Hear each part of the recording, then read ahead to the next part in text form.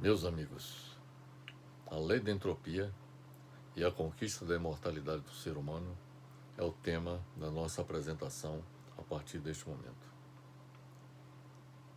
Antes de tudo, é importante observar que a lei da entropia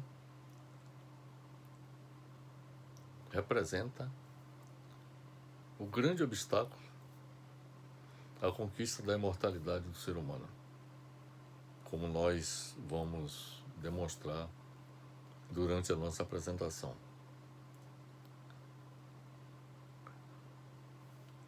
Entropia, do ponto de vista da física, significa que todos os corpos, animados ou inanimados,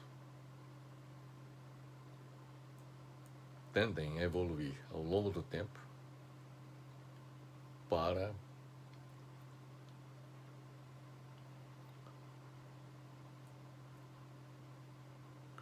vamos dizer assim, a morte.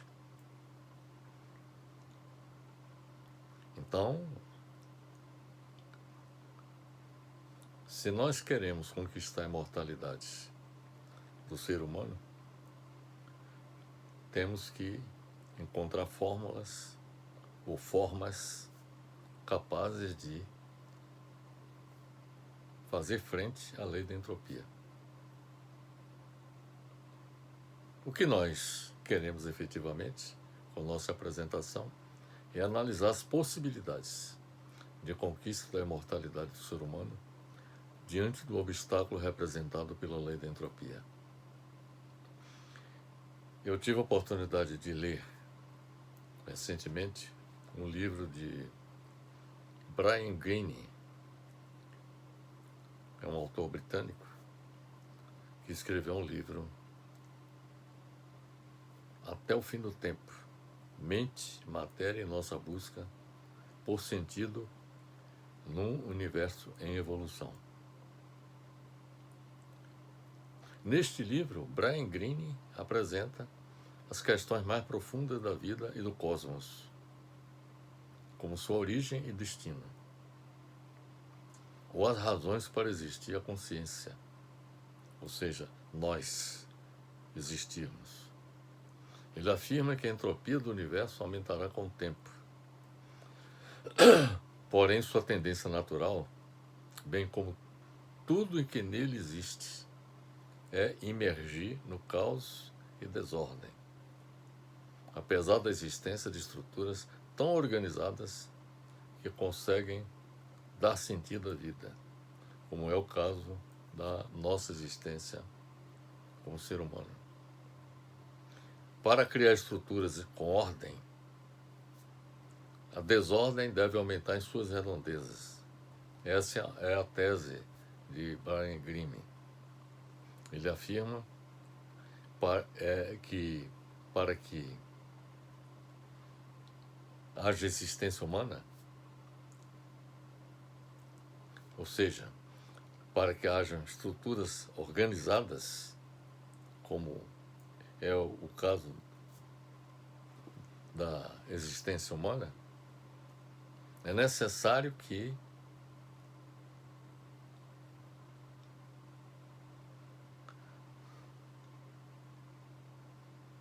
o caos e a desordem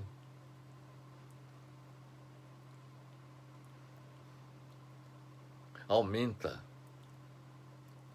em suas redondezas, como é uma dança 2 entrópica. Quando ele fala em suas redondezas, isso diz respeito ao universo.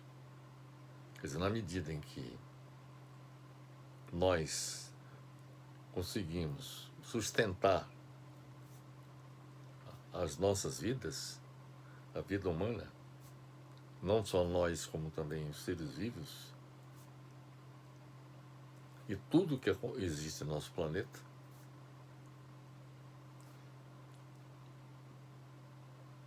a ordem que está presente em nossas vidas contribui para que aumente a desordem no universo.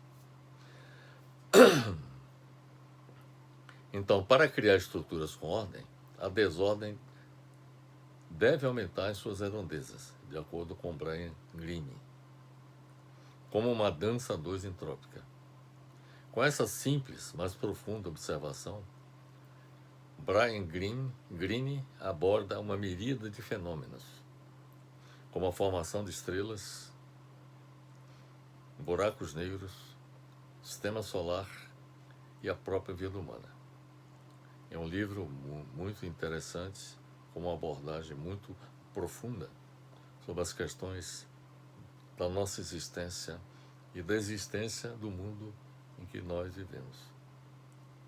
Por mais que o ser humano seja apenas um conglomerado de partículas elementares organizadas, desprovidos de livre-arbítrio, guiados pelos ditames da física, e essa que é a realidade, nós somos guiados pelos ditames da física, como dito por Brian Greene.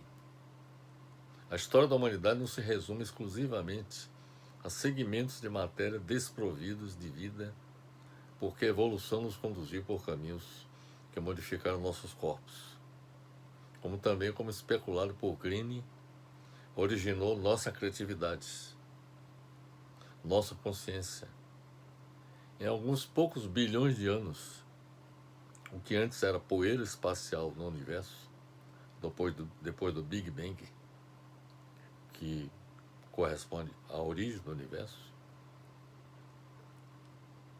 Então, repetindo, em alguns poucos bilhões de anos, o que antes era poeira espacial no universo, depois do Big Bang, ao ser guiada pelos princípios da entropia e da evolução, as duas coisas caminham juntas.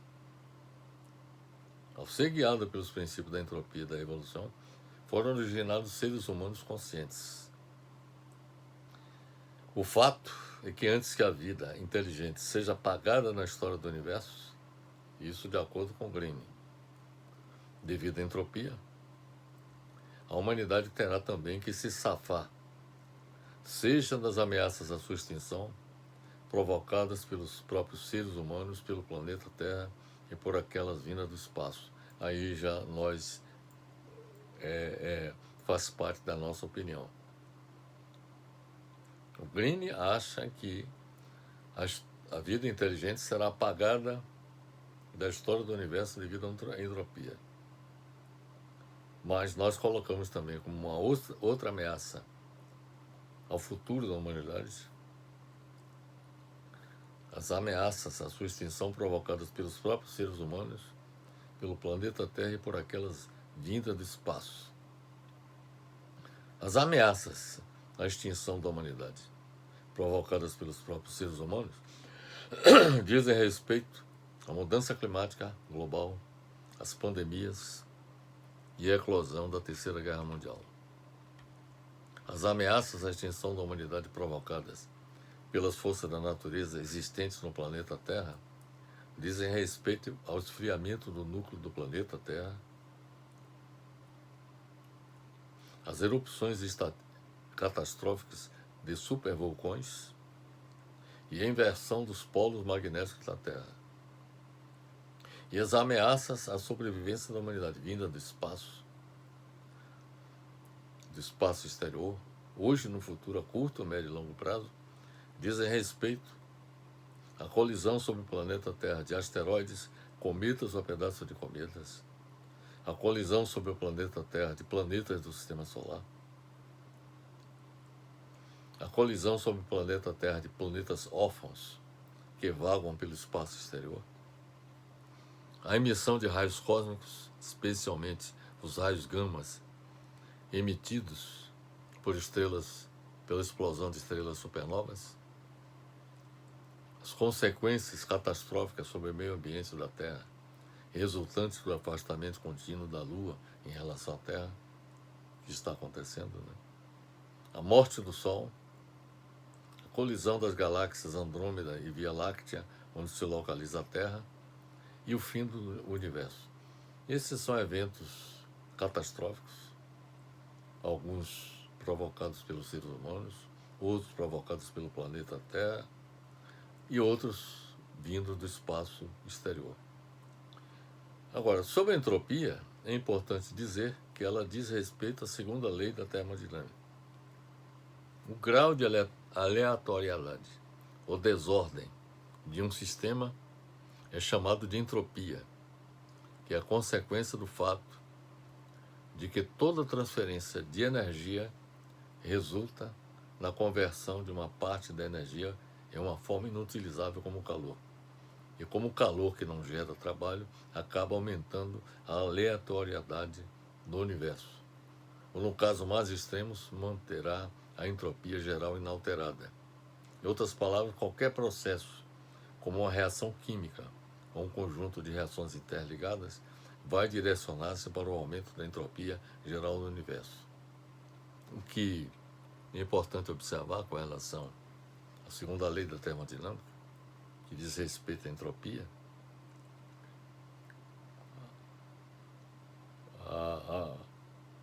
apresenta o conceito de desordem do sistema. Na realidade, o que ocorre com todos os corpos no universo, animados e inanimados, seres vivos ou não, é de que, com a evolução do tempo, há uma tendência de degradação de cada um desses corpos. Por exemplo, o ser humano, à medida que o tempo passa, há um processo de degradação orgânica. Inclusive, há uma expressão que se usa muito quando alguém morre e apresenta a causa mortis, a palavra falência múltipla de órgãos. Então, na realidade, a morte de qualquer pessoa ou de qualquer sistema planetário, por exemplo, uma estrela, uma galáxia, a morte de cada um deles resulta da degradação progressiva ao longo do tempo das suas condições de existência. Ou seja, há um processo de falência múltipla de todos os elementos que constituem aquele corpo animado ou inanimado. Então, em outras palavras, qualquer processo, como uma reação química ou um conjunto de reações interligadas, como eu já disse, vai direcionar-se para o aumento da entropia geral do universo. A entropia nos sistemas biológicos, aí isso diz muito respeito a nós, seres humanos, se explica quando o ser vivo, ao realizar trabalho, parte do calor produzido conserva seu corpo aquecido, mas uma grande parte se dissipa no ambiente ao seu redor,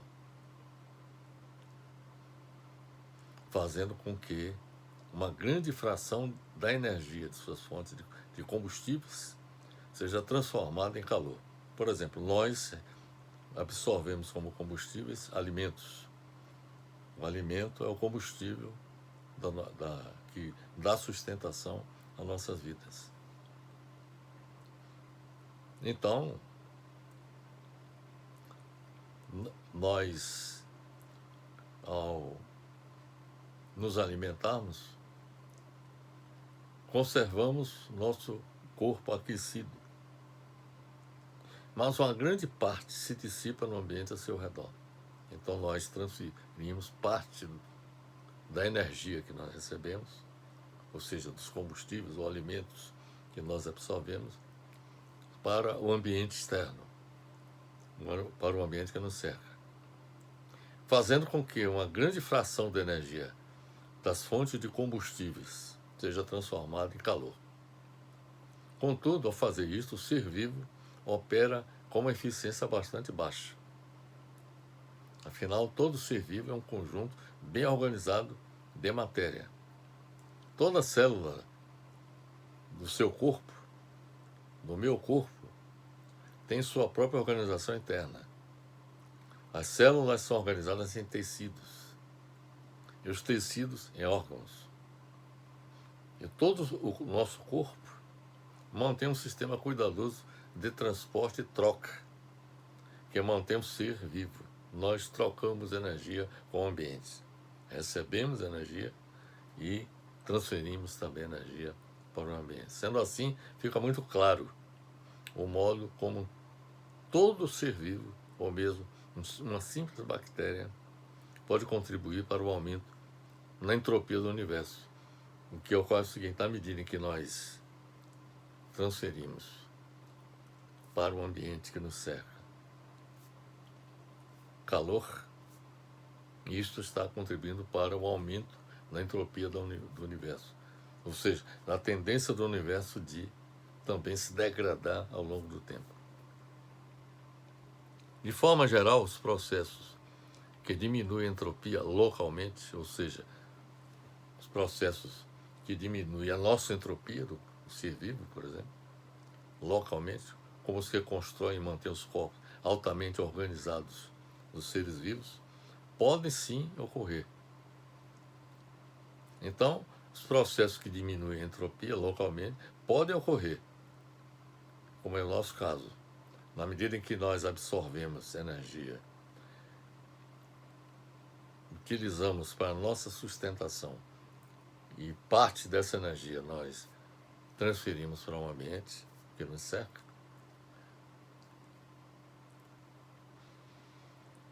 isso significa dizer que existe uma diminuição local da entropia. Quer dizer, na medida em que nós nos alimentamos e utilizamos dos combustíveis que dão sustentação para a nossa vida, nós diminuímos a nossa a entropia local, ou seja, do nosso organismo. Mas aumentamos a entropia do universo, ou seja, do ambiente que nos cerca. Esta é a tese de Brian Greene, que eu concordo. Os seres vivos são, portanto, ilhas de baixa entropia, pelas razões que expliquei, em um universo relativamente desordenado, cujo alto grau de organização é mantido por uma constante entrada de energia, contrabalançado por um aumento da entropia do meio exterior. Então, que a tese de Brian Greene é que nós, seres vivos, somos ilhas de baixa entropia, porque nós absorvemos energia que garante a nossa existência, a nossa sobrevivência. Nós e os seres vivos, as árvores, por exemplo, os animais, de modo geral, que se alimentam do que a natureza proporciona, faz com que todos nós passemos a operar como ilhas de baixa entropia, em um universo relativamente desordenado, cujo alto grau de organização é mantido por uma constante entrada de energia, contrabalançado por um aumento da entropia do meio exterior. Resumindo, o alto grau de organização dos seres vivos é mantido por uma entrada constante de energia e é compensado por um aumento na entropia do ambiente. Em outras palavras, a baixa entropia que nós temos, que garante a nossa organização como ser vivo, faz com que haja aumento da entropia do universo, do ambiente que nos cerca. É importante destacar que a termodinâmica possui 3 leis. A termodinâmica é um dos ramos da física. A primeira lei da termodinâmica nos fala sobre a conservação de energia entre processos. A primeira lei da termodinâmica afirma que a energia não pode ser criada ou destruída. Isso é indiscutível. A energia não é criada, ela já existe na natureza. Mas não é destruída também, ela é transformada. Ela pode somente ser modificada ou transferida de um objeto a outro. A segunda lei da termodinâmica, que diz respeito à entropia, informa que em uma transferência ou transformação de energia no mundo real, uma certa quantidade de energia convertida em uma forma inútil, que não pode ser usada para realizar trabalho. Por exemplo, a dissipação da energia que nós produzimos, parte da energia que nós produzimos, garante a nossa existência como ser vivo. Mas tem uma parte da energia que nós absorvemos com a ingestão de alimentos, parte dessa energia ela é dissipada para o ambiente, sob a forma de calor,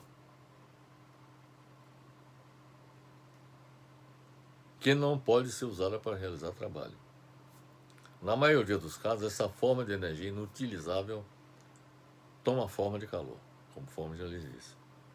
Apesar do calor poder de fato realizar trabalho sob certas circunstâncias, jamais será possível transformá-lo em outras formas de energia que gerem trabalho, com 100% de eficiência.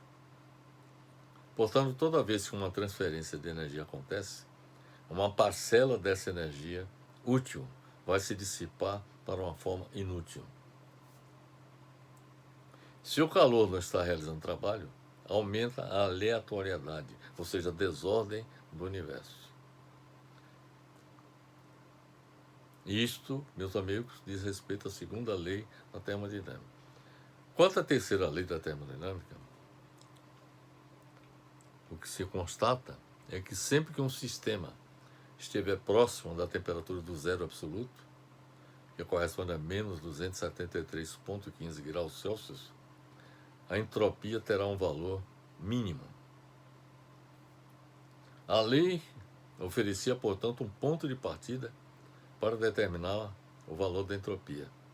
A terceira lei da termodinâmica sustenta a ideia de que a entropia de um sistema com temperatura igual a zero absoluto tem uma constante pouco variável.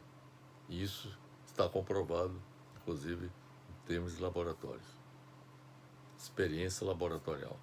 A teoria explica que quanto mais próximo da temperatura do zero absoluto, que é menos 273,15 graus centígrados, um cristal perfeito estiver nessa temperatura, mais a entropia se aproximará de zero. Então, esta observação é importante, que isso está demonstrado que quando nós queremos, por exemplo, manter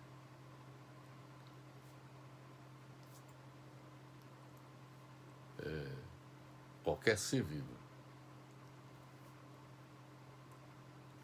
no seu estágio em que ele se encontra, e nós congelarmos a essa temperatura do zero absoluto, que é o menos 273,15 graus Celsius, esse organismo ele não se deteriora, porque a entropia se aproxima do valor zero. Quer dizer, não há uma degradação na medida em que há um congelamento ao zero absoluto. Todos concordam, essa é uma visão genérica, cientistas esotéricos e até poetas, de que nada existirá para sempre. Esta é a visão que todos nós temos de tudo, seja ser vivo ou não, seja um ser humano ou seja galáxias, estrelas, planetas ou universo. As leis da física garantem isso. E, em particular, a segunda lei da termodinâmica, que é a lei da entropia. É o processo da entropia que impõe a desordem da vida. Onde galáxias, observe bem para isso, em que galáxias afundam em buracos negros.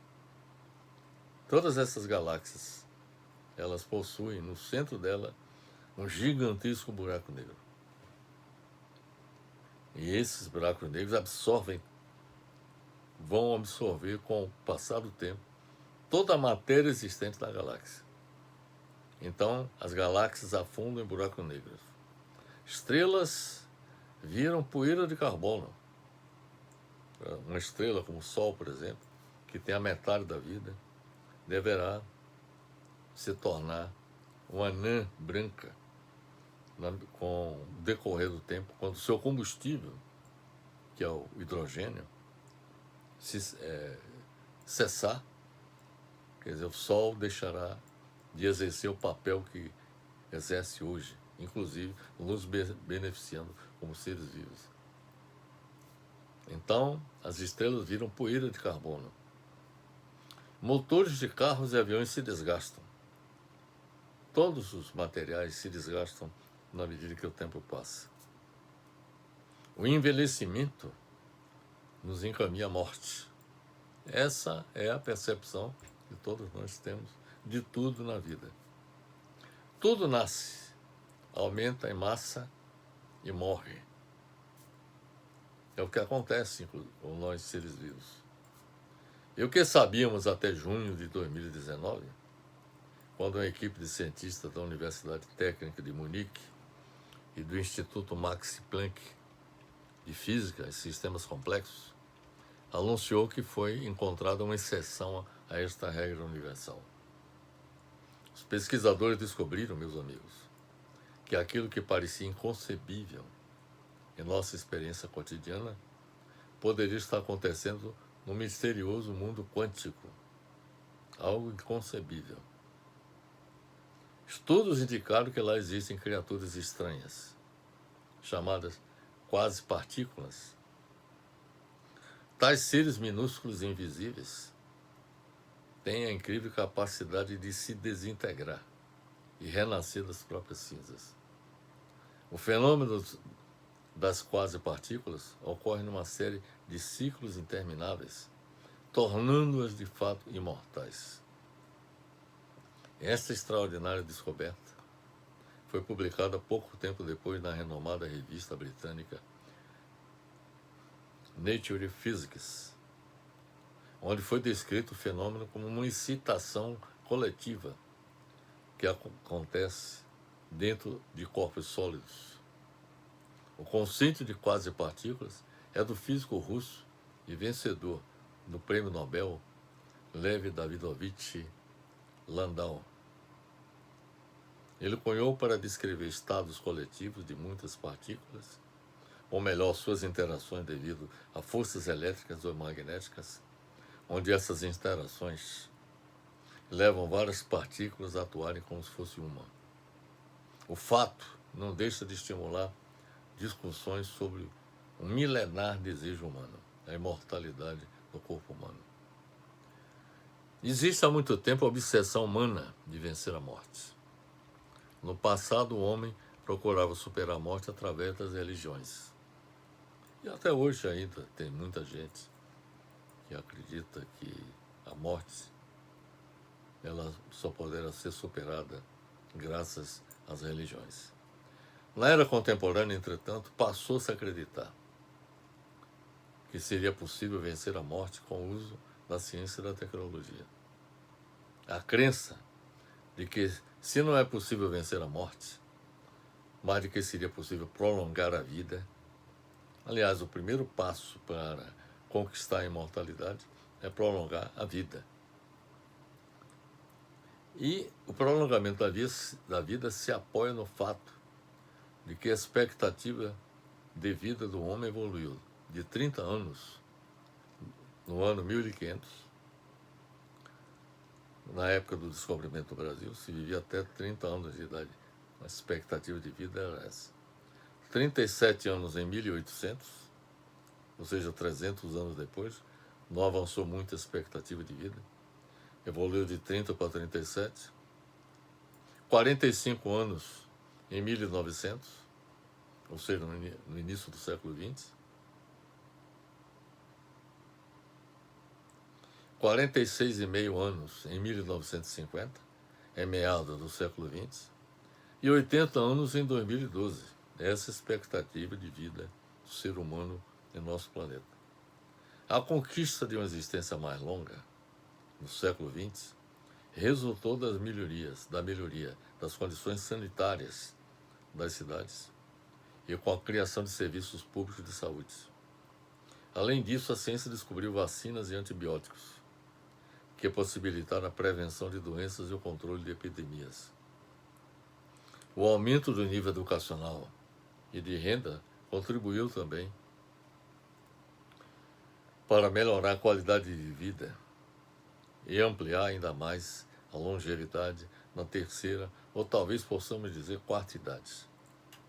O ano de 2045, meus amigos, marcará o início de uma nova era, em que a medicina poderá oferecer à humanidade a possibilidade de viver por um tempo jamais visto na história.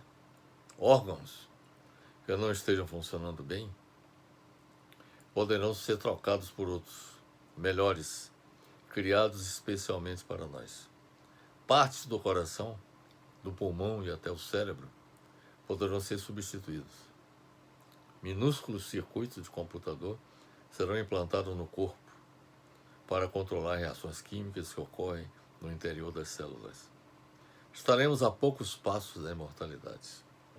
Esta é a previsão de um grupo de cientistas conhecidos por ocupar a vanguarda de pesquisas que permeiam temas como a ciência da computação, a biologia e a biotecnologia. Entre eles estão George Church, professor da Universidade de Harvard, nos Estados Unidos, o gerontologista e biomédico especializado em anti-envelhecimento, Audrey de Grey, e o engenheiro Hermann Kurzweil, do Massachusetts Institute of Technology, o MIT.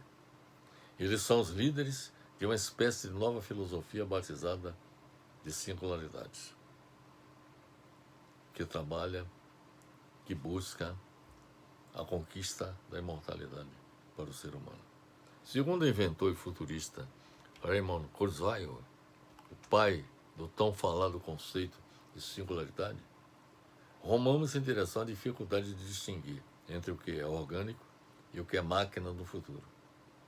A inteligência artificial evoluirá tanto que em 2025, ou seja, daqui a um ano, será difícil reconhecer um ser humano de um robô, de acordo com Raymond Kurzweil. Cabe observar que singularidade marca um ponto de transição entre dois domínios, ou dois mundos, num ponto ou instante.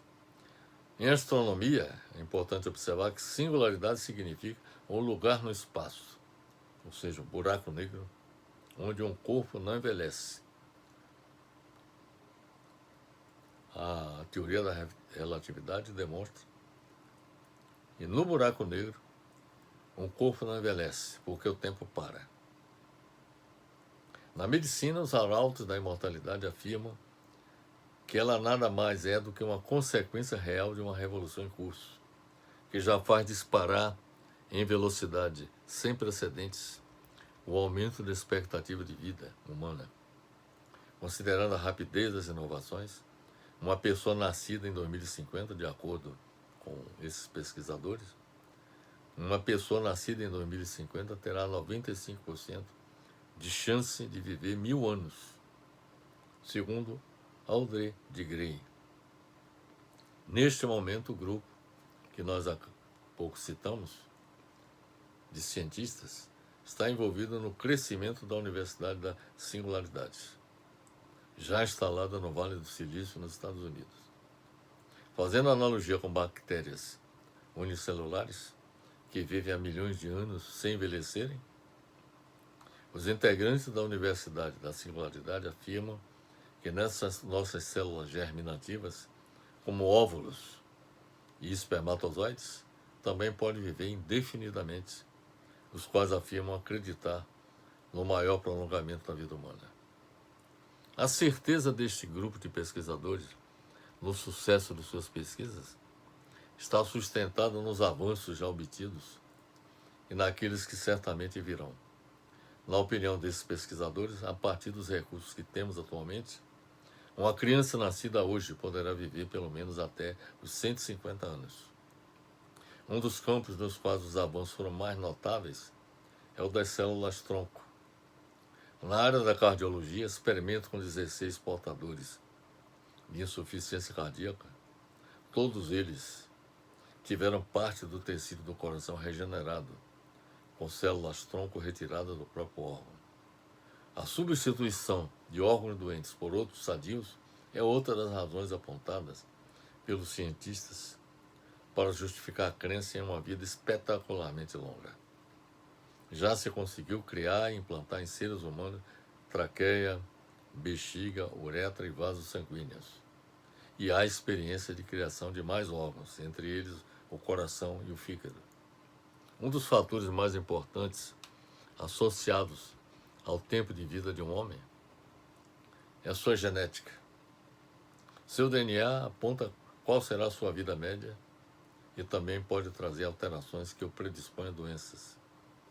Por isso, boa parte dos esforços desses pesquisadores está concentrada em inventar recursos que interfiram no material genético de cada pessoa. Evitar os possíveis danos que os alimentos podem causar ao DNA também é um ponto de apoio da ciência que busca a imortalidade.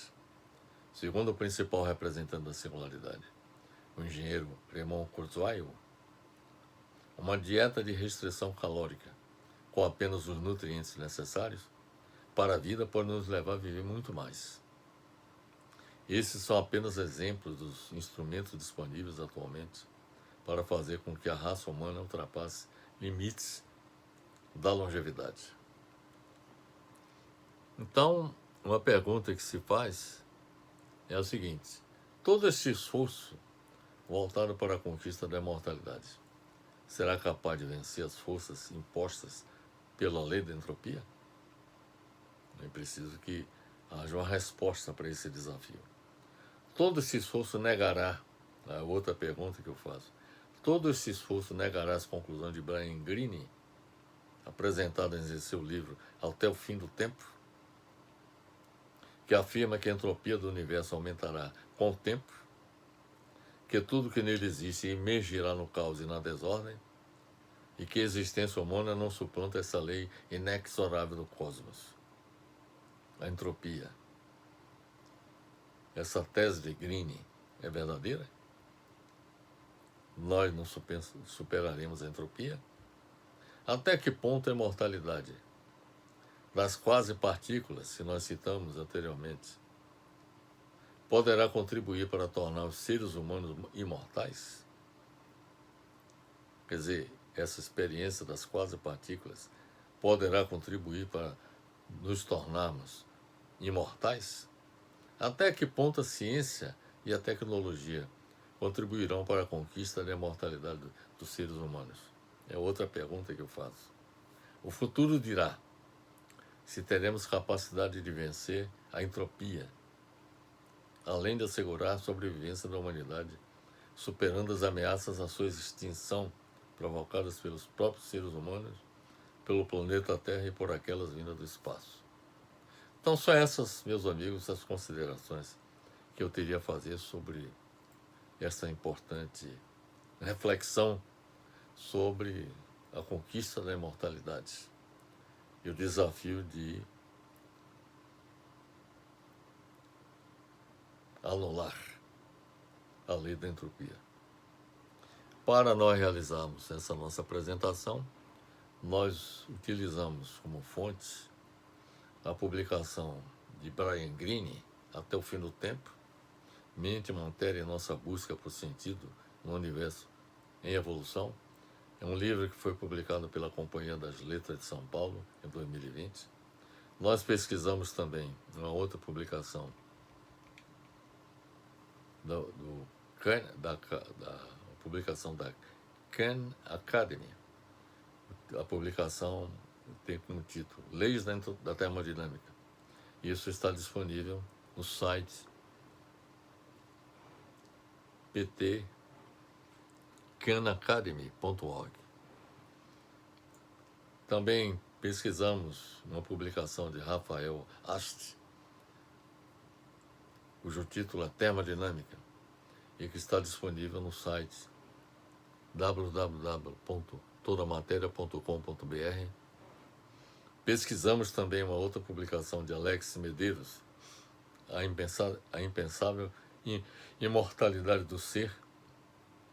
Isso está disponível no site tribunadonorte.com.br, e também levamos em conta artigo de nossa autoria cujo título é O Homem em Busca da Imortalidade. Está disponível no site do Academia Pompidou. Então, são essas, meus amigos, as considerações que eu queria fazer sobre essa importante questão, que diz respeito à imortalidade do ser humano, que interessa a todos nós.